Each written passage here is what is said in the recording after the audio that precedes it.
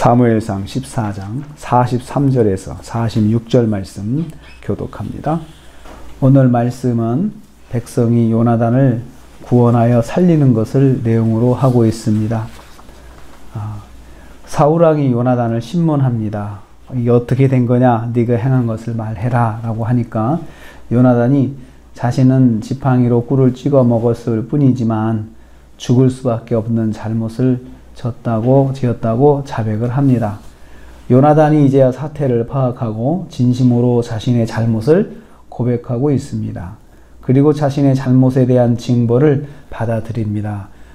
말씀하신 대로 제가 죽을 수밖에 없다고 생각합니다. 이렇게 고백을 한 거죠.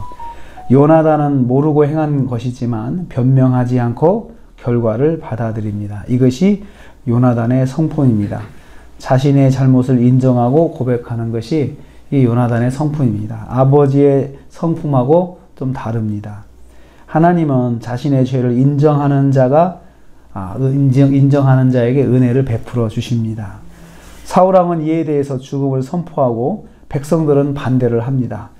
44절에 사울왕이 요나단에게 사형을 선고합니다. 요나단아, 내가 반드시 죽으리라 선고하죠. 그러면서 거기다 또 하나님의 이름을 또 걸죠. 하나님이 벌 내리시기를 원하노라. 그렇게 하지 않으면 하나님의 이름을 걸고 항상 사울이 습관적으로 말을 하는데 실제로는 하나님의 은혜에 대한 그 생각이 없어요. 사울의 그 문제점이 그것입니다. 그러자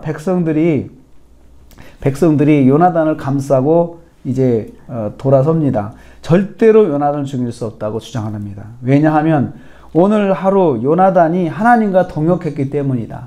요나단이 혈혈단신 부관하고 가서 블레셋 진영에 가서 전쟁을 해서 전쟁의 판도를 바꿔놨거든요. 이것은 하나님의 역사다. 하나님께서 요나단과 함께 하셔서 하신 것이다. 이것을 백성들은 봤어요. 그러니까 하나님과 함께 이룬 역사인데 어떻게 이 사람을 죽게 할 것이냐라고 반문하면서 요나단을 감쌉니다. 이 싸움은 순전히 하나님의 은혜로 승리한 것을 백성들이 알기 때문이죠. 하나님의 은혜로 승리한 사람이 하나님의 이름으로 죽을 수 있냐 이거죠. 저는 이 문제를 보면서 요나단에 대한 그 죽음도 하나님의 이름을 걸고 사울이 이야기를 하잖아요. 하나님의 이름을 걸고 한 것인데 이 문제가 결국은 하나님께 말씀한 거니까 말한 거니까 자기들이 지켜야 된다.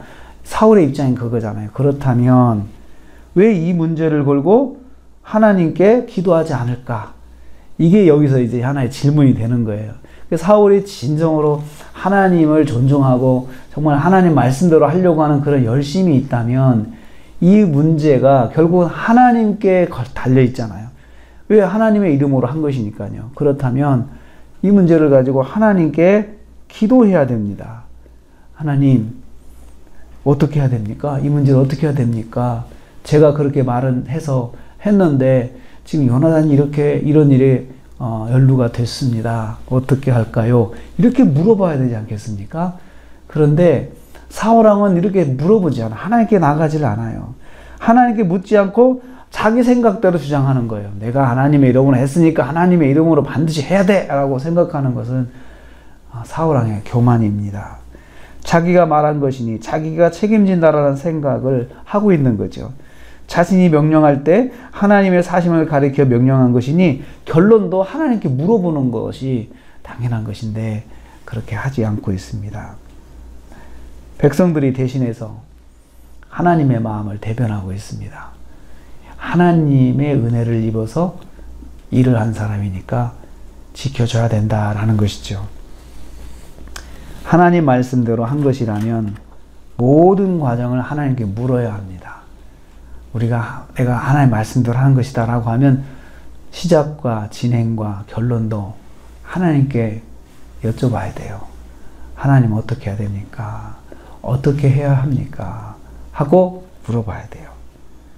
그래서 오늘 하루도 우리가 지내면서 처음 시작을 기도로 시작하였으니 진행도 기도하시면서 진행하시고 결과도 하나님께 기도해서 결론을 맺으시는 이런 하루가 되셔서 오늘 하루도 승리하시는 저와 여러분 되시기를 주님의 이름으로 축복합니다.